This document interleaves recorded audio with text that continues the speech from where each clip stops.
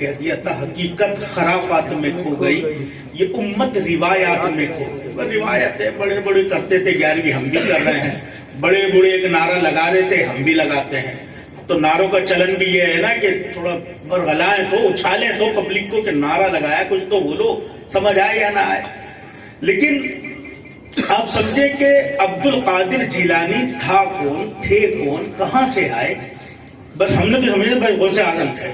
غوث اعظم کون اگر کسی سے پوچھے نا تو وہ یہ کہے گا کوئی ہوا میں اڑتے تھے میرے خیال سے، وہ کوئی بڑی سی گدی پر بیٹھتے ہوں گے۔ ہم ان شخصیتوں کا تصور ہی الگ بنا چکے ہیں۔ حالانکہ میری بات کو سمجھنے کی کوشش کریے گا، برا نہیں مانیے کہ میں کیا سمجھانا چاہتا ہوں۔ حضور غوث اعظم انسانوں میں ہی آئے ہیں، اور انسانوں میں ہی اللہ تعالیٰ نے انہیں ولیوں کا سردار بنایا ہے، اور اللہ نے ان پر وہی آزمائش اور وہی احکام ڈالے ہیں جو آپ پر اور مجھ پر ہیں۔ ایسا نہیں ہے کہ آپ کے لیے ساری چیزیں معاف کر دی ہیں۔ اس کو ایک مثال سے سمجھیے۔ ایک رات حضور غوث اعظم رضی اللہ تعالیٰ عنہ نماز پڑھ رہے تھے، تہجد۔ آپ کو وضو کی حاجت ہوئی، دوبارہ ایک بار ہوئی، پھر آپ نے سرد رات میں وضو فرمایا، دوسری بار ہوئی، پھر سرد رات میں وضو فرمایا، پھر وضو کی حاجت ہوئی، پھر وضو فرما کے آپ نماز پڑھتے رہے، عبادت میں مشغول رہے کہ اچانک سے ایک دم سے جو ہے نا ایک غیبی سی ندا آئی۔ غیبی ندا سمجھتے ہیں؟ جیسے کوئی چھپا ہوا کوئی ندا دے رہا ہے کہ عبد القادر آج تو تمہاری اس ادا سے بڑے خوش ہو گئے ہم کہ تم نے اتنی سخت رات میں، ابھی کیسی سخت رات کچھ بھی نہیں ہے کراچی کی سردی، ابھی جو پنجاب کی یا جو ناردرن ایریاز کی ابھی سردی ہوگی کتنی خطرناک ہوگی، اور عرب میں سردی رات کی سخت ہوتی ہے۔ تو آپ نے جو وضو فرما کر اپنی عبادات کو جاری رکھا، ندا آئے کہ عبد القادر ہم تم سے آج بہت خوش ہو گئے کہ تم نے اتنی سخت رات میں ہماری عبادت نہیں چھوڑی، ایسا کرو ساری نمازیں تم پہ معاف ہو گئی، آج سے تم پر قلم اٹھا لیا گیا، جو کرنا ہے کرتے رہو۔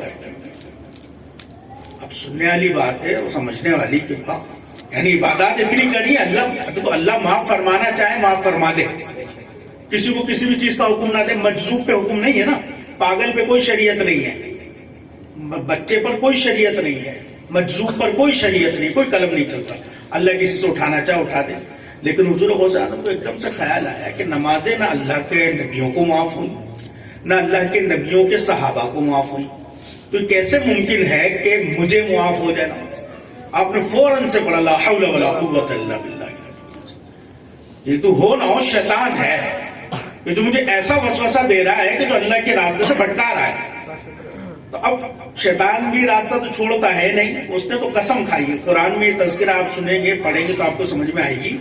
اللہ سے اس نے کہا ہے میں بیٹھوں گا اور بھٹکانے کے لیے بیٹھوں گا، مہلت چاہیے۔ قیامت تک اللہ نے مہلت دی وتھ پاور، شیطان کو پاور دیے ہیں اور مہلت دی ہے کہ تب تک قیامت نہیں آتی، میدان محشر بپا نہیں ہوتا، وہ بھٹکاتا رہے گا، اور اس کو باقاعدہ پاور دیے گئے ہیں۔ اللہ نے اس کو اختیارات دیے ہیں کہ جہاں تو جو میرے لوگوں کو وسوسے ڈال سکتا ہے ڈال، جو میرے کاملین ہوں گے، صالحین ہوں گے، میرے بندے ہوں گے، تجھ سے بچ جائیں گے۔ تو شیطان باز تو آنا نہیں تھا، پہلا حربہ ڈالا حضرت غوث اعظم پر، دوسرا ڈالا اے عبد القادر آج تو تجھے تیرے علم نے بچا لیا۔ یعنی اب اندر سے ایک دم سے آواز آتی کہ ہاں یار علم تو تھا میرے پاس، اتنا میں نے پڑھا تھا، دیکھو آج کام آ گیا اور میں نے شیطان کو پہچان لیا۔ یہ شیطان کا دوسرا حربہ تھا۔ شیخ عبد القادر جیلانی نے دوبارہ کہا لا حول ولا قوت الا باللہ العلی العظیم۔ کیوں؟ کیونکہ مجھے میرے علم نے نہیں، مجھے میرے اللہ نے بچایا ہے۔ یہ حضور غوث اعظم ہے۔ ہمارے وہاں لوگوں نے پتہ کیا تصور سمجھا ہے پیری مریدی کا۔ پیری مریدی مطلب گدی پہ بیٹھو، گدی لگی ہوئی ہے، اور پیر تعویذ تو لکھ کے ضرور دے گا، پیر ہے تو، پیر ہے تو استخارہ بھی کرے گا، پیر ہے تو تسبیح بھی گھمائے گا، پیر ہے تو قوالیاں تو لازمی کروائے گا۔ ظاہر سی بات ہے پیری کا تو مقصد ہی ہے نہیں۔ پیر اور مرشد، مرشد بھی مرشد ہوتا ہے نا، اس میں فاعل ہے، سکھانے والا۔ استاد بھی مرشد ہی ہوتا ہے۔ دو تین قسم کے استاد ہوتے ہیں، دیکھو نا ہر کسی کا اپنی اپنی زندگی میں الگ الگ استاد ہے۔ یہ ناتخواں بیٹے ان کا کوئی ناتخوانی میں استاد ہوگا، آپ میں کوئی جو ہے وہ انجینئر ہوگا تو وہ انجینئرنگ میں کسی کا کوئی استاد ہوگا، وہ مرشد ہے اس کا، سمجھیے گا بات کو، اس کو مرشد ہے، سکھانے والا ہے۔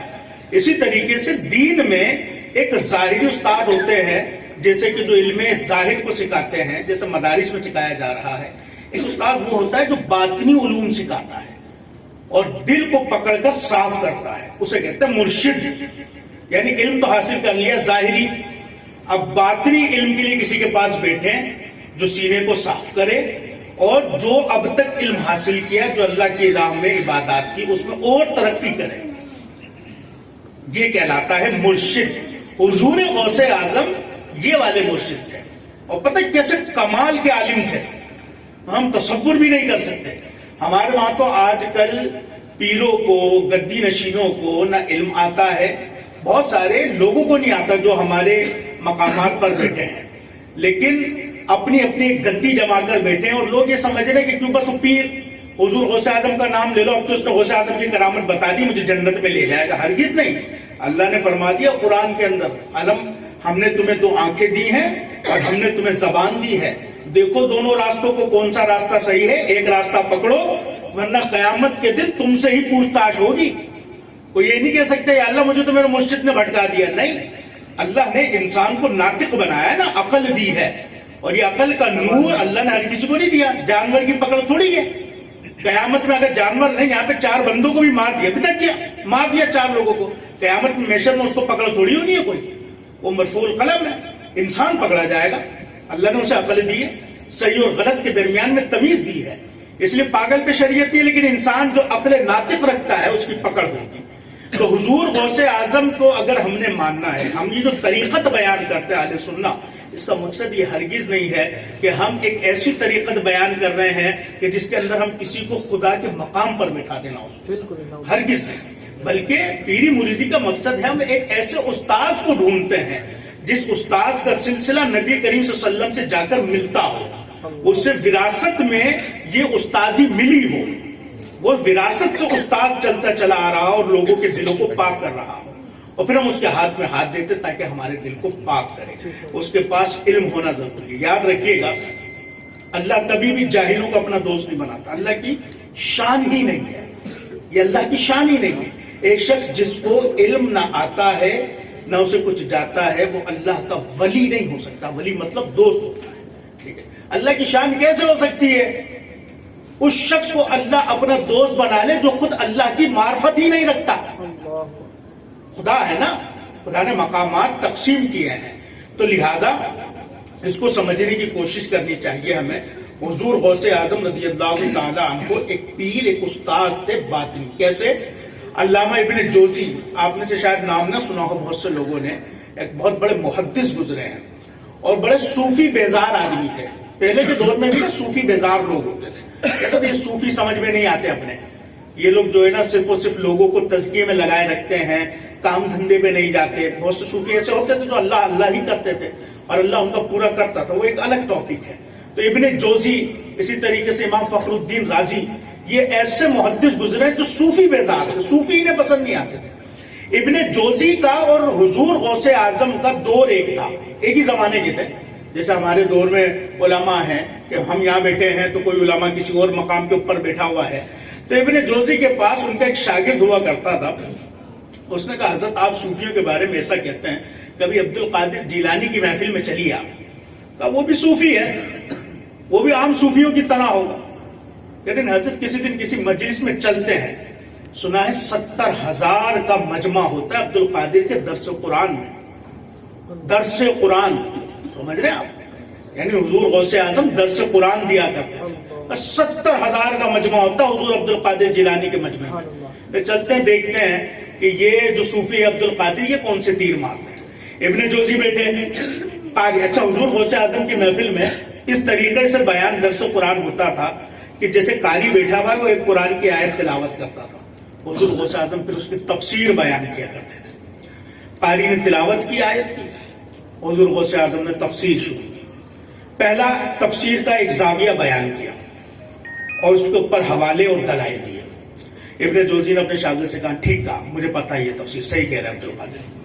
دوسرا حوالہ بیان کیا، دوسرے طریقے سے تفسیر کو بیان کیا۔ ابن جوزی نے کہا یہ راستہ بھی مجھے پتا ہے، یہ بھی منقول ہے، اس تفسیر کو بھی میں نے پڑھا، میں جانتا ہوں۔ شاگرد نے کہا ٹھیک ہے حضرت۔ تیسری تفسیر بیان کی حضور غوث اعظم نے۔ ابن جوزی نے کہا یہ تیسری بھی جانتا ہوں میں، چوتھی، پانچویں، چھٹی، ساتویں، آٹھویں، نویں، 10ویں۔ ابن جوزی کہتے ہیں ہاں میں جانتا ہوں، عبد القادر جو تفسیر بیان کر رہے ہیں فلاں کتاب کے اندر فلاں موقع کے اوپر یہ لکھی گئی ہے۔ 11ویں آئی، ابن جوزی نے کہا 11ویں بھی جانتا ہوں میں، 12ਵੀं شروع ہوئی ابن جوزی نے کہا لا ادری. یہ جو 12ویں طریقے سے تفسیر کی ہے حضور عبد القادر جیلانی نے, یہ میرے علم میں نہیں ہے. وقت کا محدث حضور غوث اعظم کی محفل میں بیٹھ کے کہہ رہا ہے کہ 11 طریقے سے جو تفسیر ہو گئی یہ تو مجھے پتا تھی, میرے علم میں. محدث سمجھتے ہیں آپ, محدث کا مطلب وہ ہوتا ہے جس کو لاکھوں احادیث بزبان ہی یاد ہوتی ہے, زبان سے. اور پتہ ہے کس قسم کی حدیثوں کا علم ہوتا ہے؟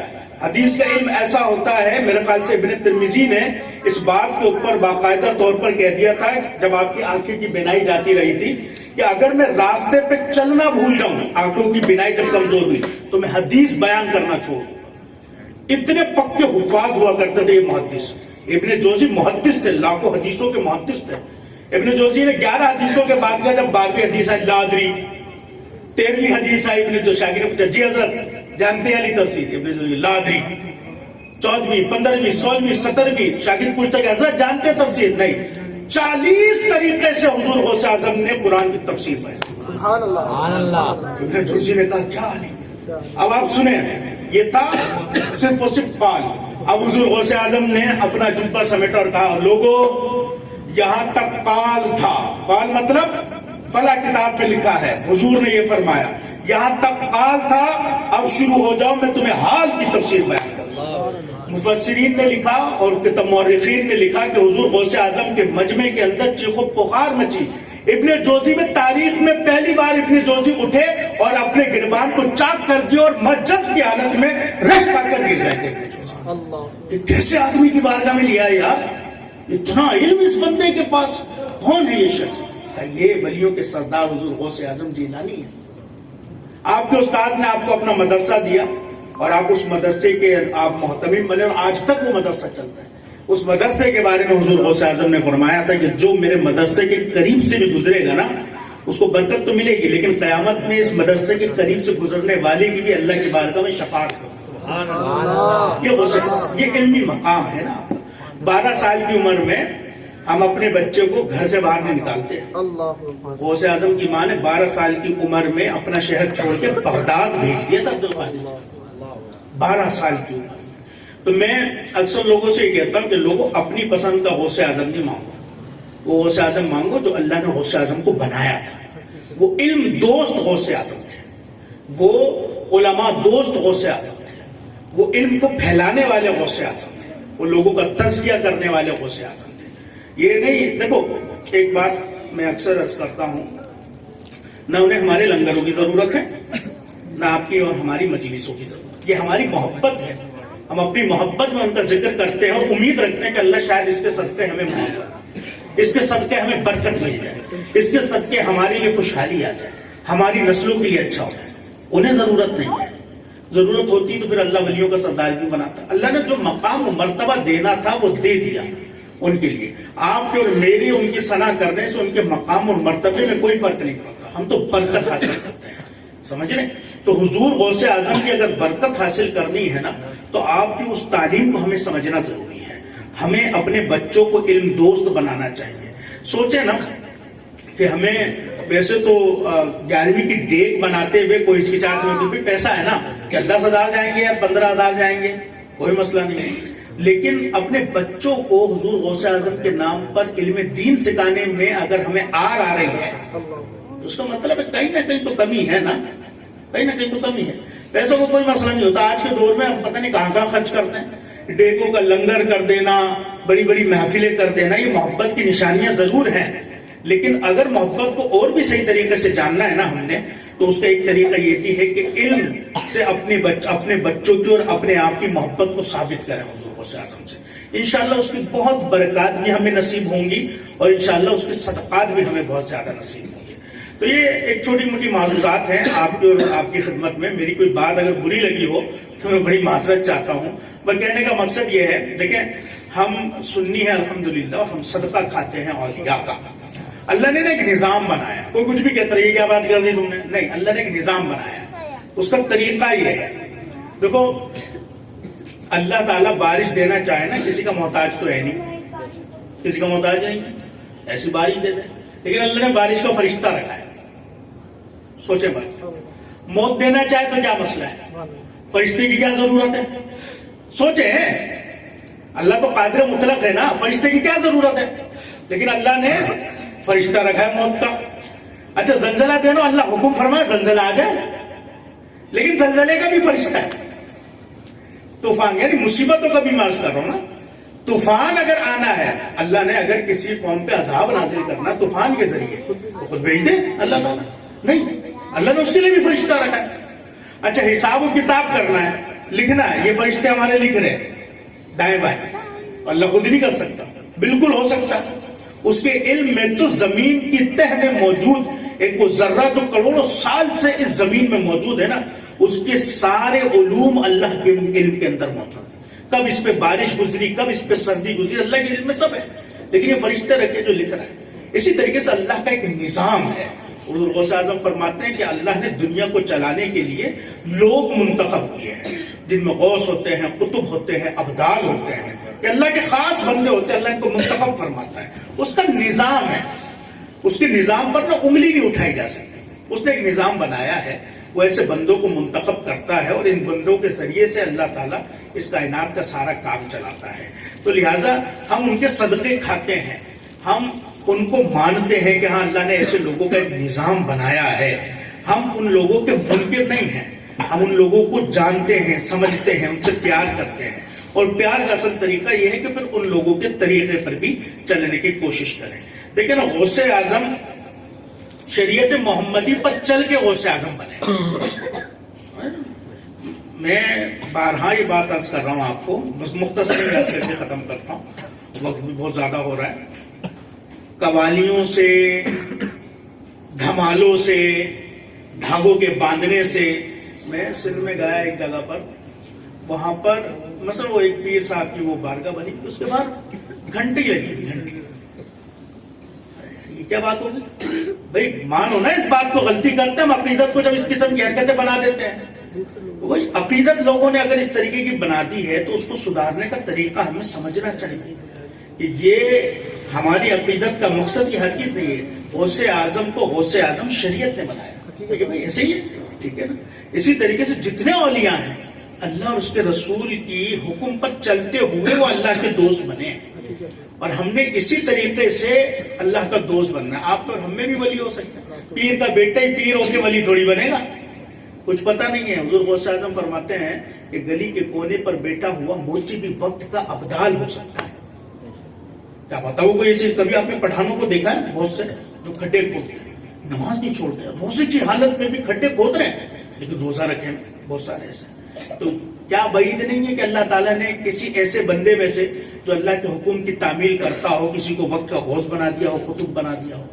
ضروری نہیں ہے کہ وراثت میں ہی یہ چلتا ہوا ہے, تو اللہ کی منشا ہے نا, جس کو چاہے دوست بنا دے, لیکن وہ ایک ہی طریقہ ہے اس کا, اور وہ ہے کہ اللہ اور اس کے رسول کے راستے پہ چلتے ہوئے ہم اللہ کو اپنا دوست بنائیں گے. اللہ ہمیں اپنا دوست